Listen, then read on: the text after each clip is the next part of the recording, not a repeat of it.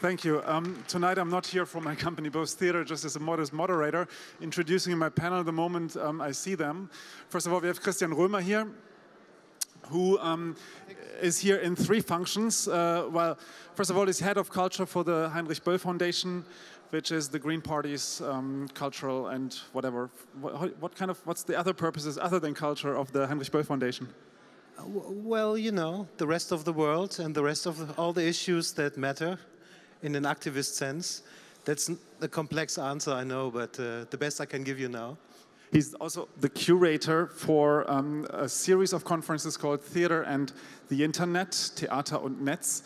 I was not supposed to say that Sunday is the 4th edition for this conference because the conference is already fully booked. So unless you already booked for it, we won't have a chance to go there. Thirdly, as of today, he is a board member of the European Theatre Convention's Theatre Lab, European Theatre Lab. Well, anyway, Thomas Oberender, can I ask you on stage? Probably I don't need to introduce you. Everybody knows he's the artistic and managing director of the Berliner Festspiele, which don't have an English translation, do they? No, Berlin Festival, Berlin Festival.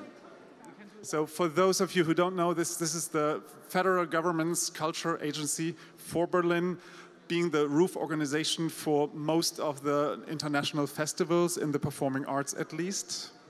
Yeah, also visual arts. We are also providing the Martin Gropiusbau. So we are between the arts, and that's one of our great fortunes. Okay. And then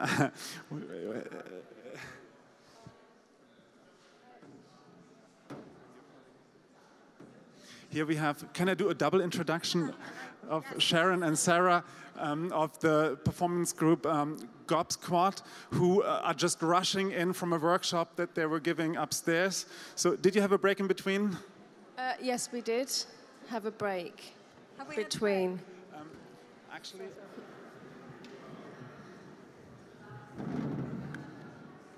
check first. Let's do a mic check. Check. Yeah, check. Mic check. Check. Okay, good. Oh. You guys have to share one. I'm sorry about this. That's they gave okay. us only 4. We're used to it. We're used to sharing. All right. Sharing is caring. And who else is in the house? Just for us, it's, I think, probably interesting to know who's actually here, right? So maybe can you raise your hand just to show us if your background is predominantly in theater? And just to double check, who would say his or her background is predominantly in media, art, and design?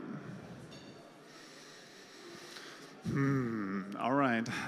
Who of you has seen the exhibition in the house today? Okay. Who of you has been to the Republica conference the last couple of days? Some. All right. Okay. So, look, you have to use the mic if you want. Oh, sorry. Okay, our topic, to make a long story short, is to talk about the physical spaces for the virtual spaces. Or, in other words, what do we need in order to foster the kind of immersive and virtual art forms that are talked about on the other panels and presented in the exhibition. Now, this is a pretty big topic. We only have 45 minutes. What we're going to do is we're going to talk for 40 minutes, hopefully, and then we open the panel. But of course, if there's something utterly wrong what we are saying here, please feel free to interrupt. Okay? Now, I must admit, we did have a little conversation in the yesterday, trying to estimate why it's us who is discussing this here.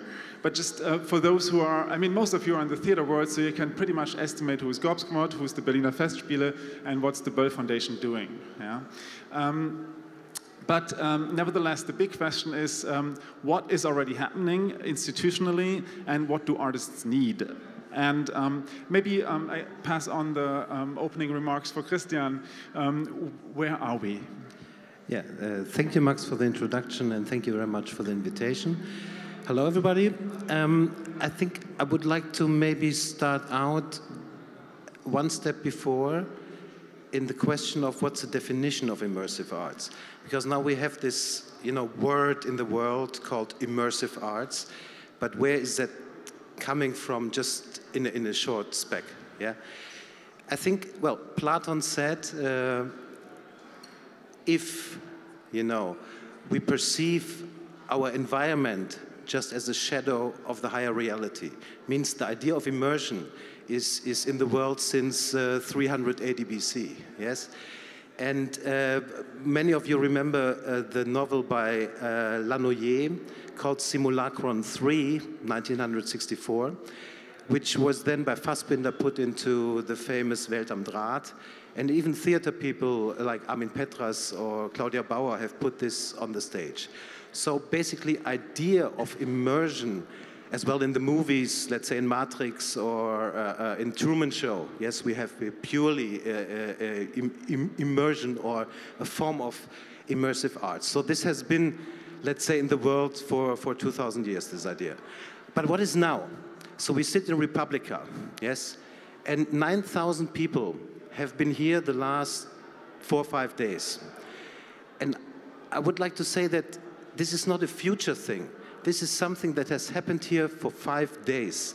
It's like a social plastic in the truest boys sense of people shaping reality of a society by not being only audience. I think this is an important point, but by being a part of this whole plastic, being speakers, asking questions, being in little circles, changing their complexion all the times in 3 days.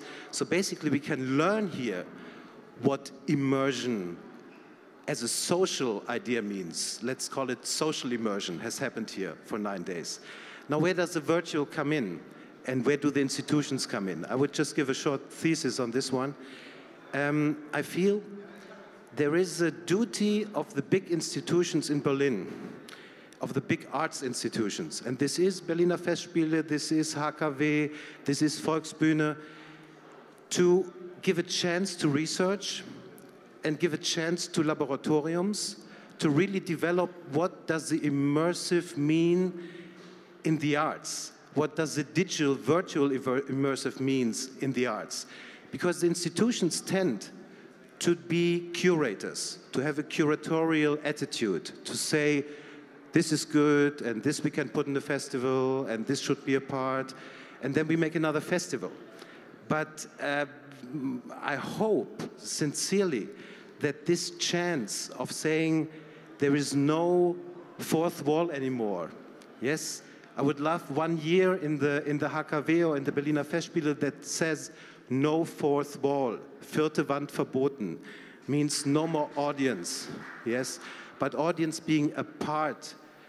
And I read, to finish on an anecdotal remark, I read in the description of the way that immersive arts will appear in the Berliner Festspiele in the coming year, that you quote Kaprow, in the sense that I, as an audience, can enter the work of art and influence it. And actually, I think that means if I can walk into, figuratively, walk into the work of art and can influence it, then I'm by definition an artist myself. So I would be curious if this is the idea of the next year or next 3 years in Berliner Festspiele. Okay, I mean, this asks for a direct response, I guess. So I would say thank you for the good introduction.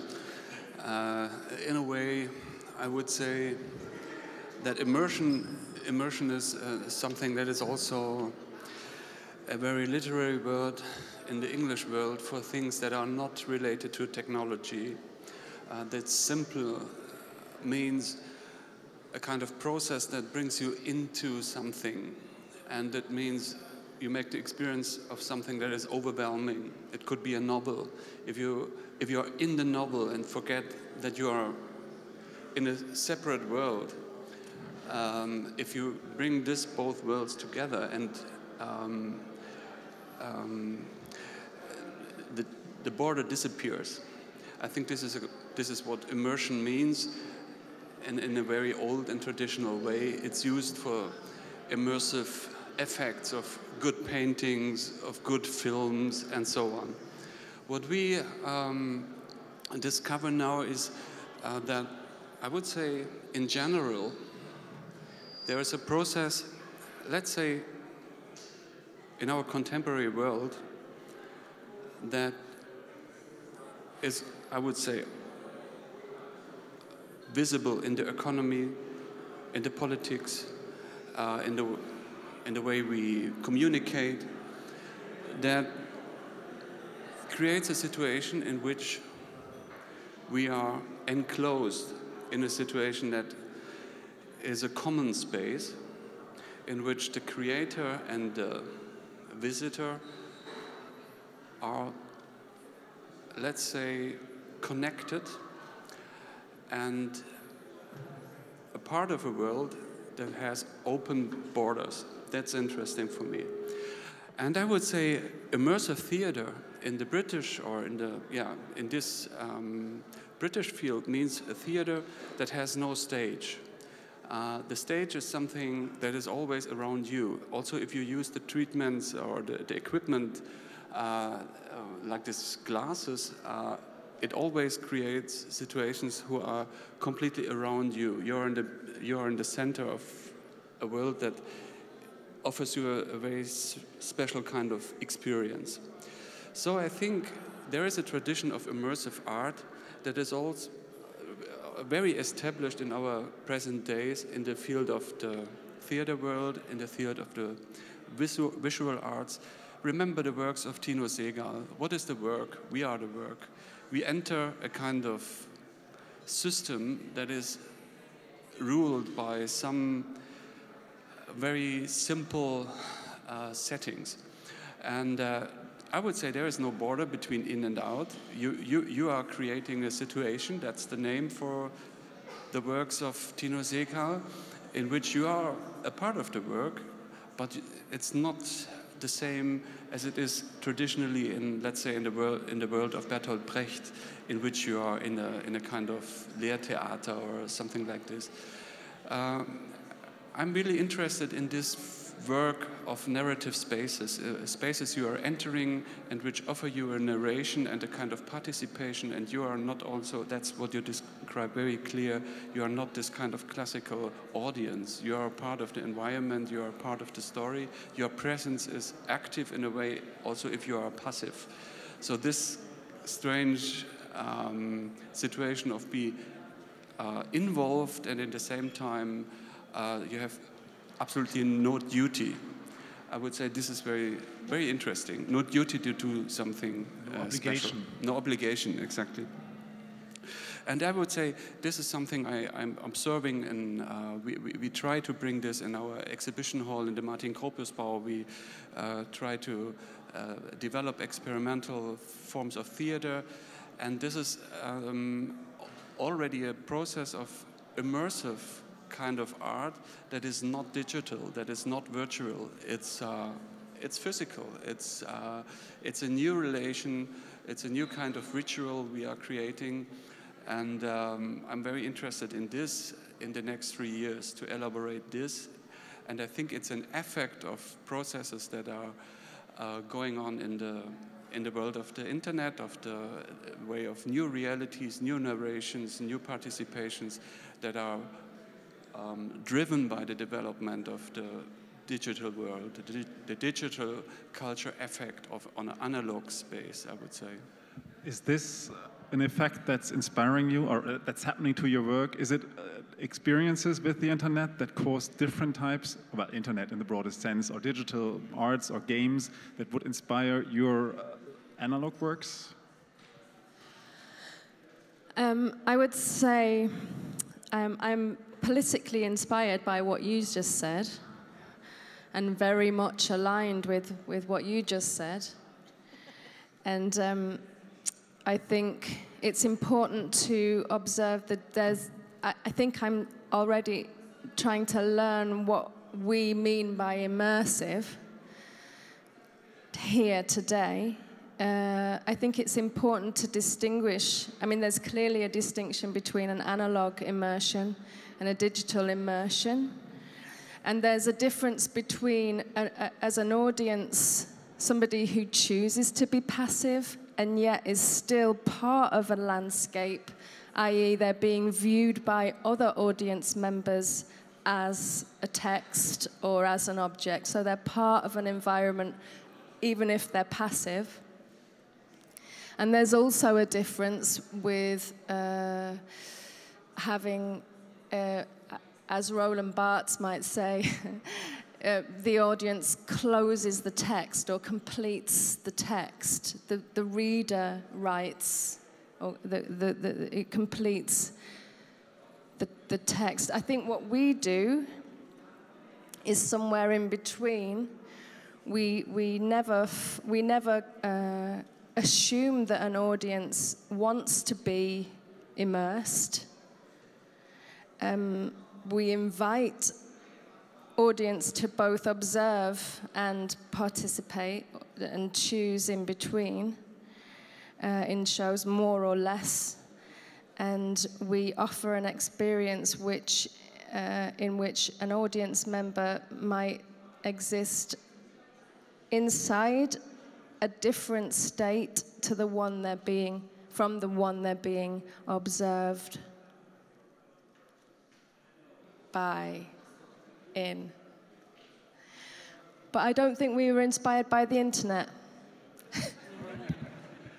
No, because that was one of your ideas. You just said that maybe we experience as artists or as creators, people experience things that they still don't want to translate into the same medium, but back to a different one or the prior one. I mean, inspired by the internet in a very special understanding. I mean, reading with hypertext. There's a new modus of understanding text. There is a new modus of narrate that becomes possible by technology, I would say. This is the sense I mean. I mean, you don't copy anything in a pure way, but our understanding what is a material, what is the reality. This is something I think that comes from different experiences into, let's say, old-style mediums and changing them. Christian? May I raise just to your point, which I can completely share, one issue.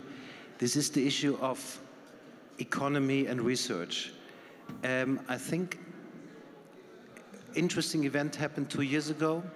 At our foundation, we presented a live streaming of a play from Dortmund, Psychose 448 by Sarah Kane, and invited all the Berlin theaters to come and share in this and check if this technology is, you know, useful or in which way it should be criticized and so on. And all the theaters sent somebody, but they all sent the marketing people. They didn't send the artists. So I think this was, one second, this was quite interesting, and I come to the economic point, because it also pertains to the research that has to be done in the future on this, yes? If we decide to see this digital revolution, even in the theater itself, as a marketing one, yes, then of course we become slaves of the big research, let's say, that's basically also geared towards the economy. And the best sign for this, and I end the intervention with that, is Tim Renner promised to, you know, develop maybe also a funding for digital art, immersive art. In the end, this didn't happen, unfortunately, and he offered that you could try to pertain money for research from the creativity money funds, yes? So putting it more in the corner of economy. And my big question, Thomas, is, and I just, because you sit here, I could ask, you know, Herr Scherer as well, is who will take care of the research that must be done? Because in the moment, all the people who are here, they do research in their little homes with, and this is the democracy of the internet, of course, with the AVI or with the Mac and so on. You can have your own film studio at home and so on. But they work with very, very, very small, you know, material possibilities. So I feel there is a change coming up in the next year, like in Republica, that the possibility to do research on this issue is the main point of the program, and not only the RAM program, let's say, the Begleitprogramm, yes?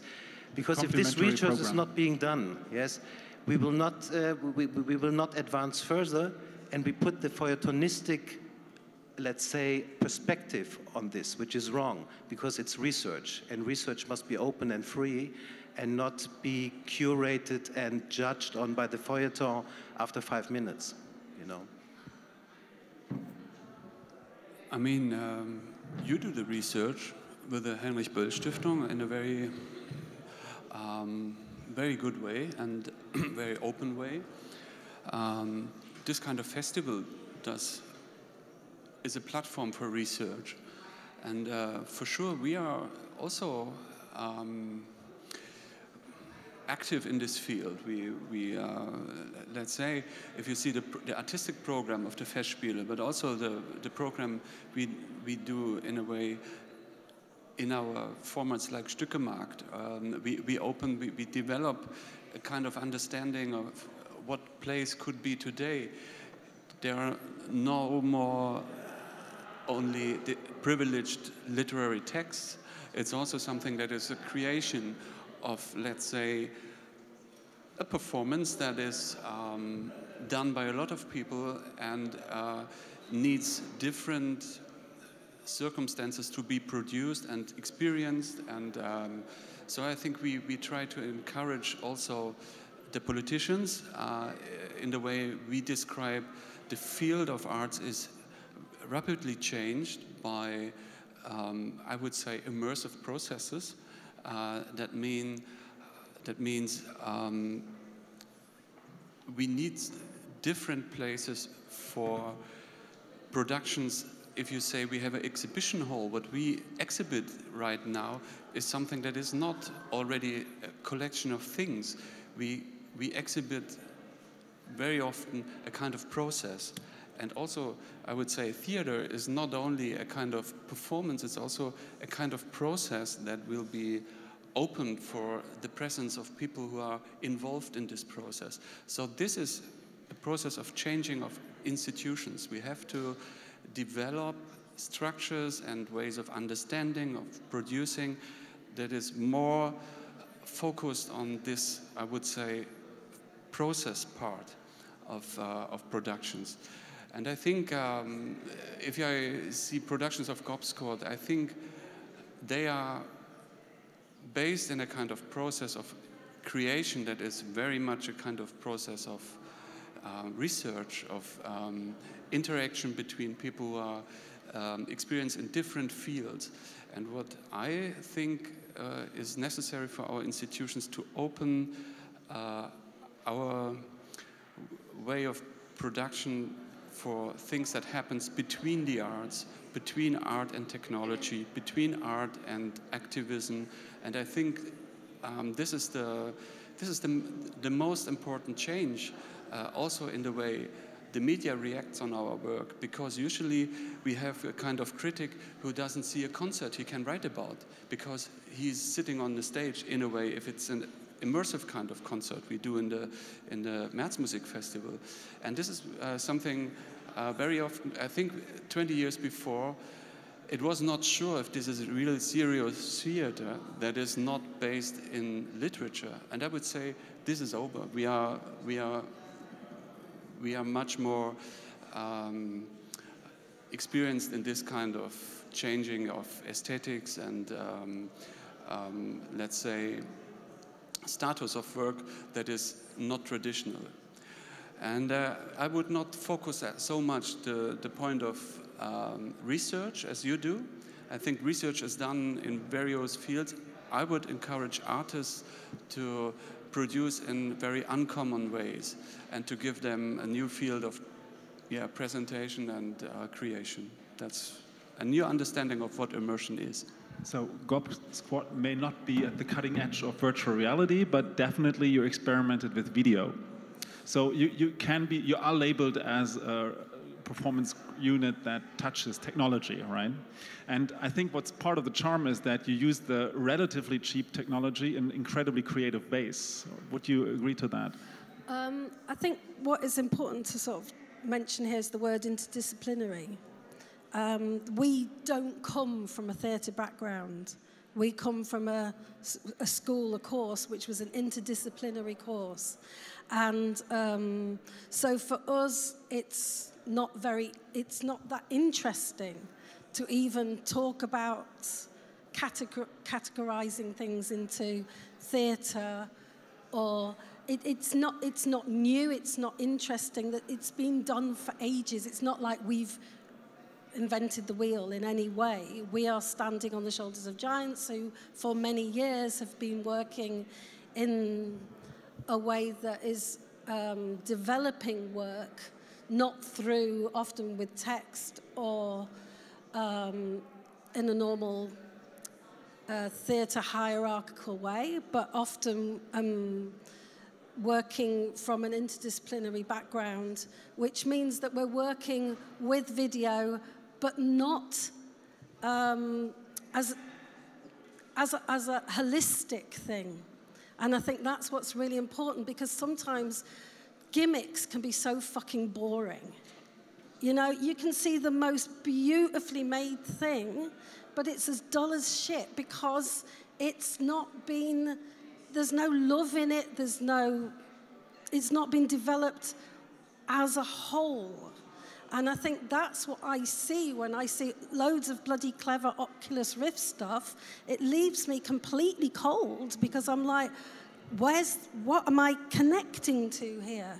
And it's this interdisciplinary conversation. It's finding those spaces.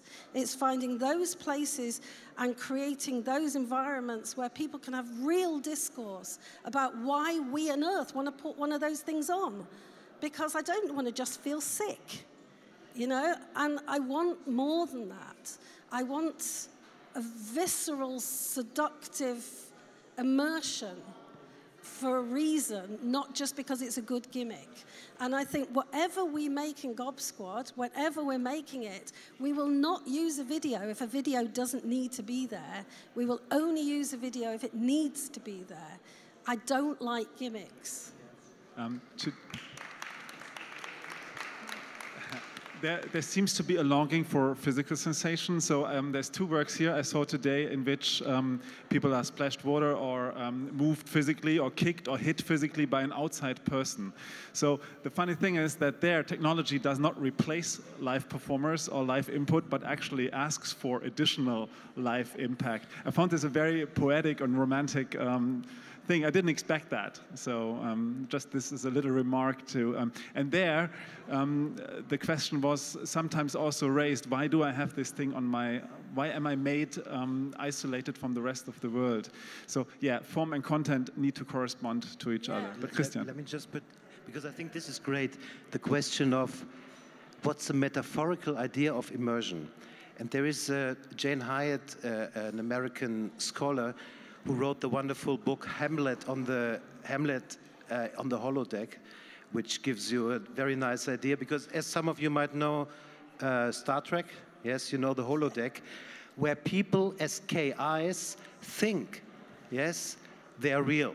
So they're already in Star Trek in the 90s. We have, again, another example of immersion.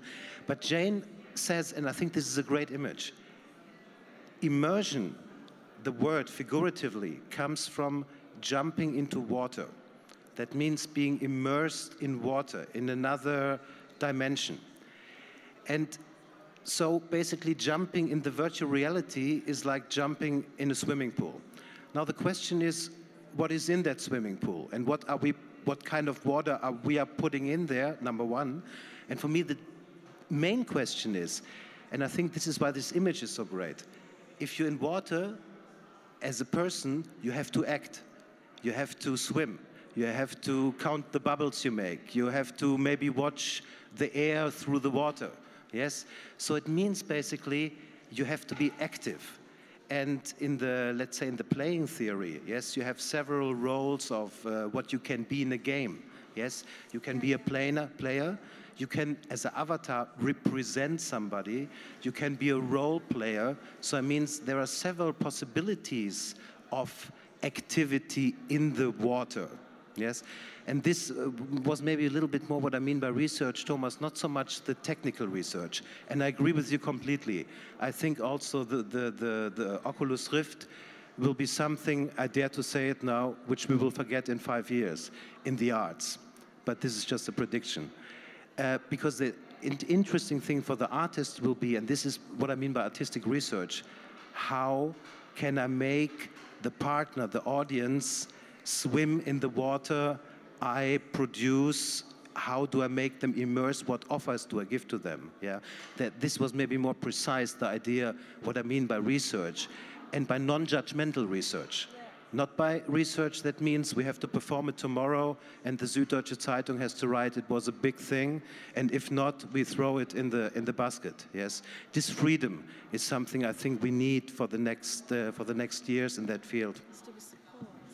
I just wanted to say, I think the important thing, what you were saying about interdisciplinary, I think it's the same in whether it's in whatever kind of art you're producing, that the possibility to fail is something that's really lacking in general.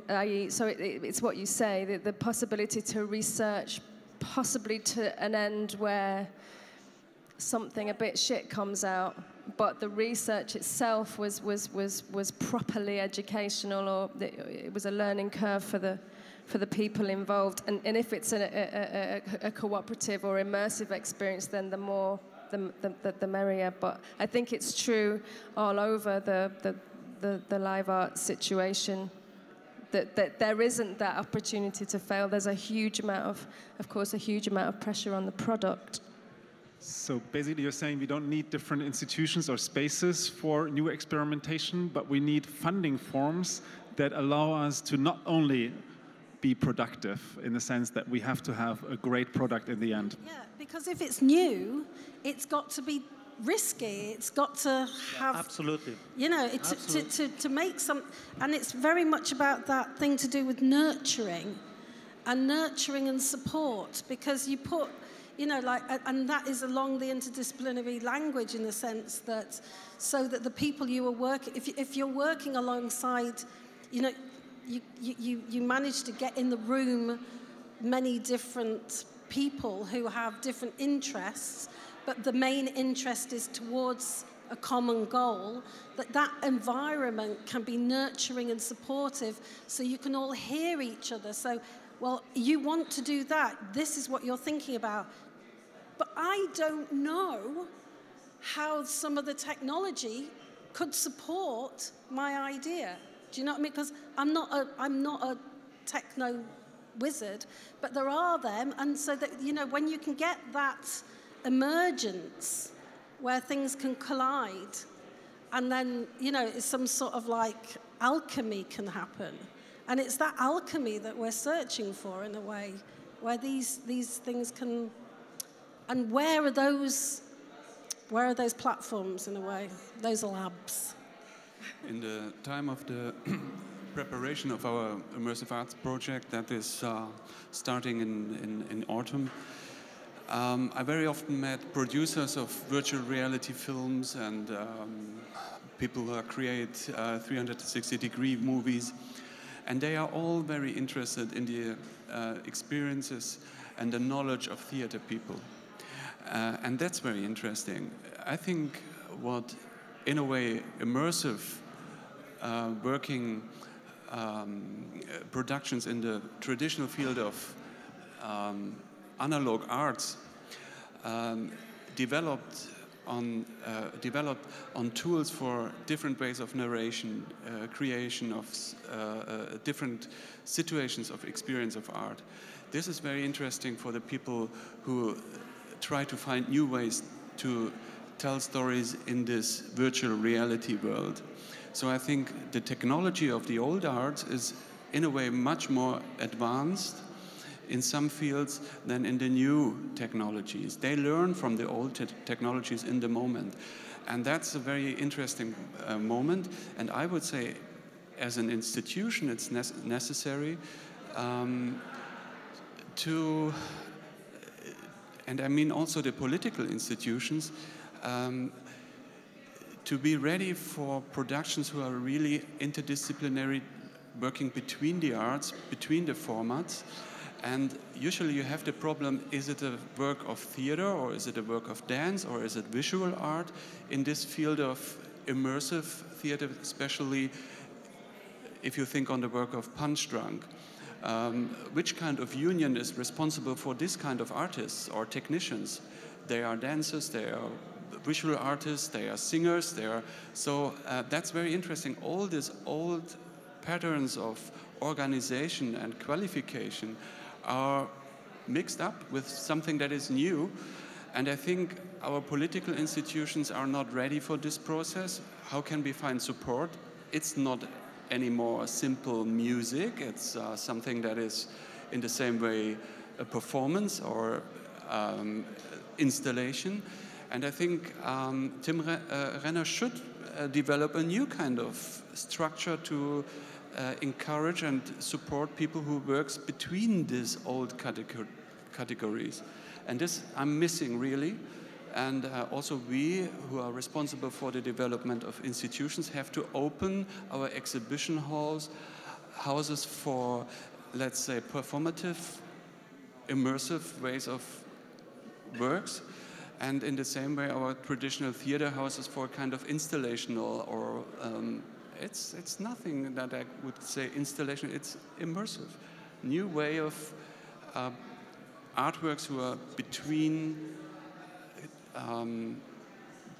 creation and participation of the audience.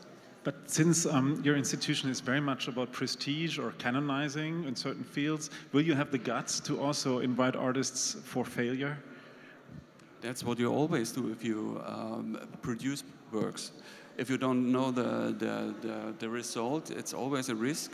If I'm inviting a work of, let's say, music theater, I'm not sure if this work is right, like Orfeo from Susanna Kennedy, I make the decision before I see what she's doing. And I would say it's an installation, the same time it's a concert, and the same time it's theater. I don't know, and I didn't know it when I make the decision to be a part of the production. But I mean, on the aesthetical side, now exactly those decisions you're speaking about, is it ready or have I seen it before and so on? You presented 2 weeks ago, I thought I was there, very interesting overarch for your idea of immersive arts. There was Apa Chilling and there was Philipp Steimel by Machina X. And I understood, I think, that this is the arch you're giving the scope of immersion that is possible in the sense of we have something, I think, quite analog, basically, Apa Chilling, yes, his work in the Institute as well as his productions. No, that is not the idea. I'm sorry. Okay. Then, but you presented both. You presented ARPAT and you presented Machina X. And yeah, this I understood, and you explained to us that this is immersive in a different sense, but both of it. And the point that would interest me in this is, if these two are immersion in a different way, which I would underwrite, is then, what would be the next step of saying those two artists take, let's say, go from a different perspective to the idea of immersion? Should they work together then? Is that the idea? No, it's not. It was not my idea. The idea is that Apa Chilling is creating a kind of social drama that is a work with the community. He's starting to go on the villages because this political system destroyed his kind of traditional theater. He was forced to develop new way of drama that is a kind of process drama, that is a kind of social work, political activism, and he is going to the villages where they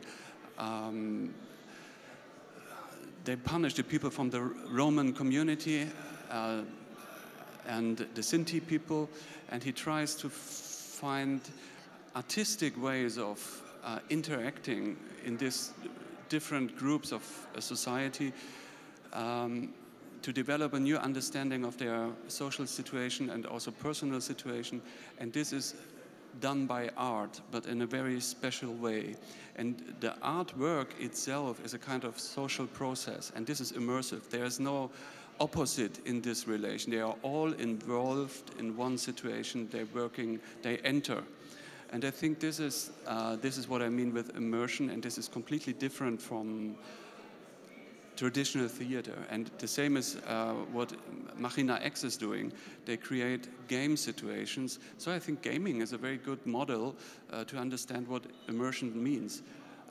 Machina X is a kind of open but highly controlled social situation. You are entering as a visitor.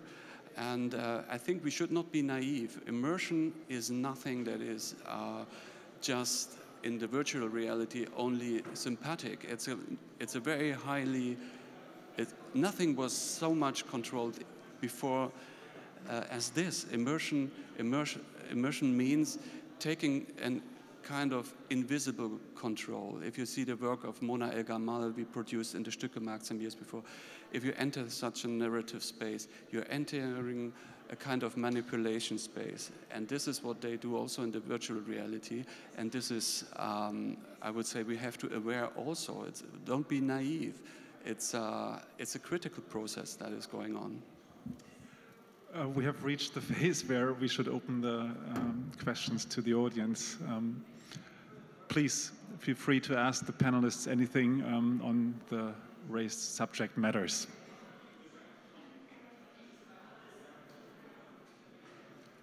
If not, I continue asking questions.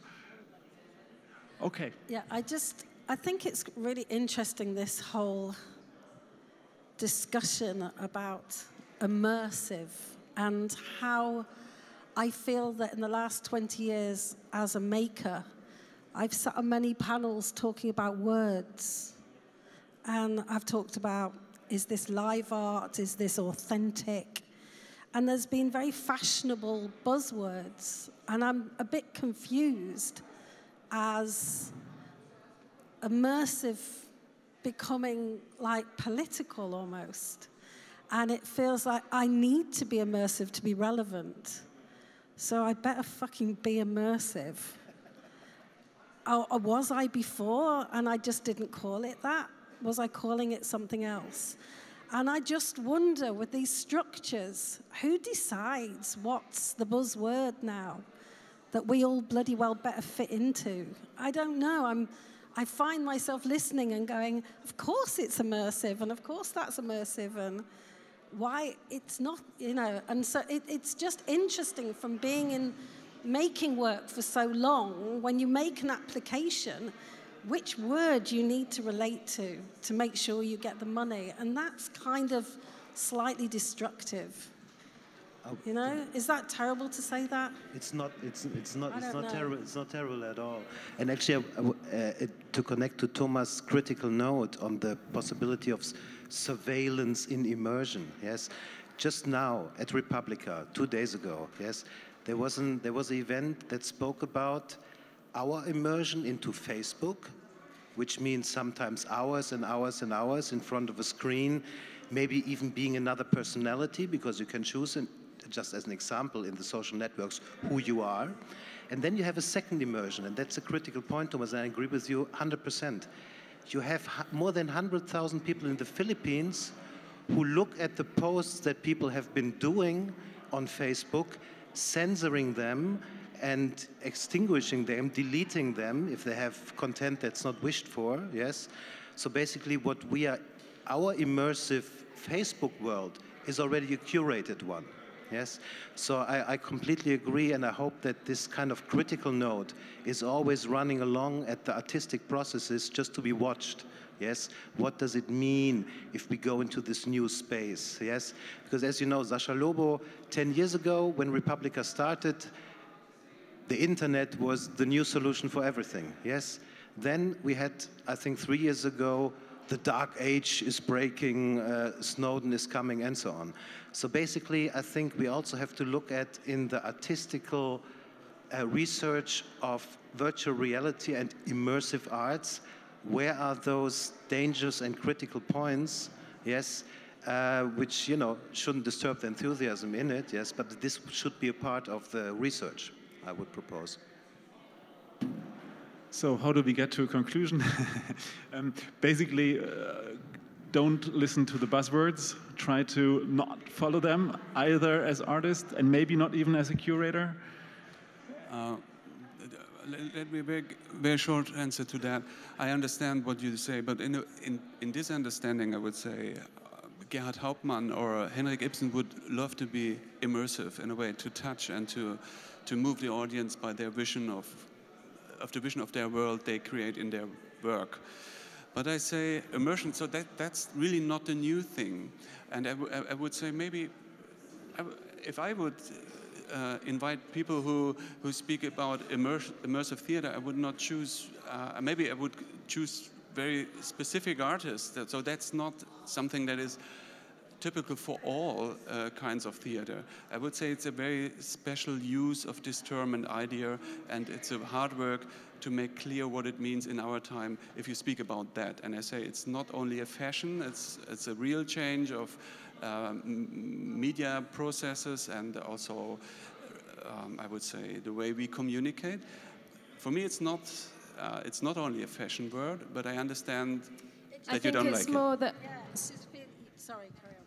No, I want to interpret what Sarah meant a little bit by maybe the word immersion is sort of getting in the way of the conversation. What I can hear is a certain argument for digital or virtual immersion, getting more attention in a way, or more of a space for research and dialogue with more traditional modes of theatre. And what it sounds a little bit like is that there's a kind of defense, like, no, but we are dealing with immersion, because immersion's existed for a long time. It doesn't have to be digital. And this is what I can hear. Maybe that there's I don't know, it sounds a little bit like a bit of a defense to use the word immersion, meaning all the live and analog technologies are also immersive.